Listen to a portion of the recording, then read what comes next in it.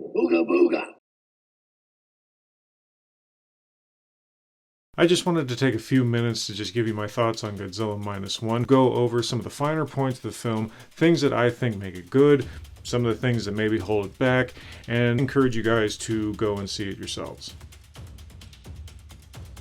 The first and major thing I really want to commend about this movie is, for the first time since the very first Godzilla movie ever came out, Godzilla is actually frightening. Now, granted, he is at his best when he's in the dark or in the water. Once he gets on land, it gets a little goofy, but he's actually quite terrifying in the movie. The opening sequence that actually shows Godzilla utilizes what I would consider more horror movie tactics. So instead of focusing on the actual monster itself, you're actually honing in on the Japanese soldiers who are trying to defend themselves from the ground. Doing this creates an extreme amount of tension to the point where you really are on the edge of your seat waiting to see what happens next. You see buildings getting trampled and blown up. Men are getting picked up in the mouth of this giant creature and just being tossed through the air. It is an extraordinarily thrilling scene. And how Godzilla looks when he first shows up is actually worth noting, because he is not the colossal skyscraper monster that we're used to seeing. He's actually much smaller, something a little bit more akin to what you might find in like a Jurassic Park movie, and this actually works really well at the beginning of the movie. The monster is low to the ground, he's on his haunches, he looks like he's always ready to pounce and move and attack. This is actually kind of nice because it plays off the fact that he is a giant lizard. However, this same thing can't actually be said for Godzilla later on in the film, once he actually reaches his full size. Once Godzilla starts standing upright, he looks a little goofy, and the terror, the fear, it pretty much gets annihilated. Granted, I understand that they are paying homage to the original movie. The Godzilla of this movie, when he is standing upright, moves a whole hell of a lot like the old school guy in the costume, complete with perched arms.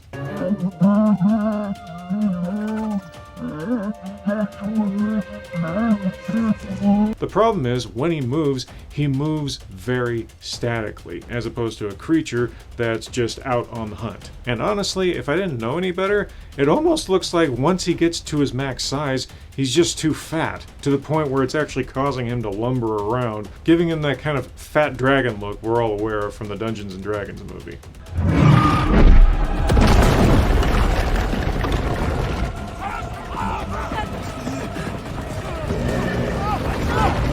It's also worth noting that the VFX in this movie is a little hit or miss. Godzilla is truly at his best when he is interacting with the environment. Otherwise, he just looks like an extreme piece of claymation mold. Now, of course, there are subplots in this movie that go beyond just a monster destroying parts of Japan. There is a romance angle. There is a redemption arc. The film is also used as an allegory about political overreach in the lives of its citizens, all of which are handled moderately well, if not a little over-dramatically. While I wouldn't say that Godzilla Minus One is the greatest film ever, it's certainly not a bad one. And it's refreshing to see a monster actually be scary for once. As of right now, all the Godzilla movies we're getting out of Hollywood are just big spectacle fests filled with a lot of explosions. I suggest you guys go take a look at this film.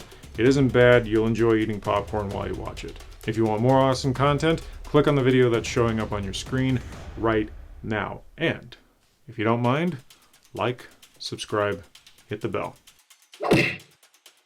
Booga booga.